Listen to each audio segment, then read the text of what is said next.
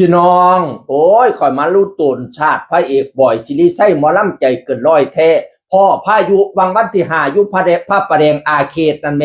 พายุพัดลมระเนระนาดรุ่นตูนชาติอีพออีเมก็เอ้ยพังเสียหายหลายอันหลายอย่างปานนั้นวันที่6ก็ต้องไปแสดงต่อยุกินชาล่างสีเด้พนักงานหลายแผนกเพราะว่าสิเป็นคอนบอยเคียงเสียงอะไรทำไมกับซอยกันกุละไม่กุละมือหลายกินหลายได้หลายมือหลายได้หลายไหมหลายตำหลายคนหลายได้หลายไม่เฮ็ดเฮียงงามสามัคคีกันดีคักหมอลำบ่อยสิได้ใช้กระไดหลังจากเกิดพายุวันที่5วันที่6เราสามารถไปสร้างเวทีได้ยุกินชาล่างสิทธิ์อลังการงานสร้างสวยงามพระราม8เหมือนเดิมพี่น้องป้องไปกันไปกำลังใจละหลายหัวดำคุมคิมอยู่ทางกรุงเทพพุ่นแหมคนอีสานบ้านเฮาคนลาวบ้านเฮาไปอยู่ทางพุ่นหลายติหรือว่าคนไทยเขามาเบิ่งหมอลำเกาะป๊าดมาหลายคักหลายแน่อีพ่ออีแม่ก็บัดนี้ไปฮอดเนาะแล้วก็ให้กำลังใจลูกน้องเราแท้ทั้งที่ลูกน้องเสียมาให้กำลังใจเราเด้เราก็ยังเข้มแข็งให้กำลังใจลูกน้องขอบคุณลูกน้องสุผู้สุคนทุกคนมีความสำคัญเบิดไล่ไปตั้งแต่คนร้อยเคียงเสียงพนักงานดูแลสุดอะไรทุกภาคส่วนสำคัญหมดพระวานะเบาดีสมกับเป็นหัวหน้าหัวตาพี่น้องจากนั้นเจ้าของนั่นขาดทุนยับเยินเนาะยังเสียหายนะป่านนั้นยังแจกขวัญถุงให้ลูกน้องอีกดิ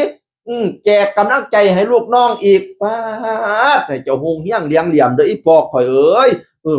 บัตรที่นี่ให้ไล่บัตรหนึ่งบัตรไปขึ้นเวทีแสดงอันโซ่พญามังกรทองนั่นแหมแล้วก็ใส่สุดเป็นพระเอกหนังเก๊กหนังจีนร้องเพลงซาโอ้ยตึงร้องตึงไห้อีพ่อกูเนาะพี่น้องป้องไปอันไอ้หยังก็ข้าเจ้าเฮ็ดทะเลดาวนั่นแหมเฮ็ดเปิดไฟฉายอยู่มือถือน่ะนะโซ่แสงพั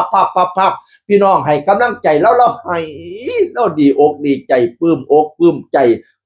โอ้ยเนาะเฮ้ยโซ่มังกรพนาวาโซ่มังกรทองพนาวาโอ้ยก็ให้แนวบอดีผ่านไปเด้อส่งกำลังใจให้เด้อหัวหน้าบอยสิริไส้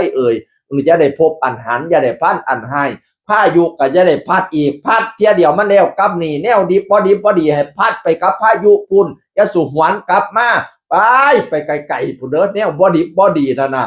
บ่ตั้งแต่นี่อย่าได้พบอันหันอย่าได้พันอันให้พ่อแต่แนวดีๆบัดนี้เนี่ย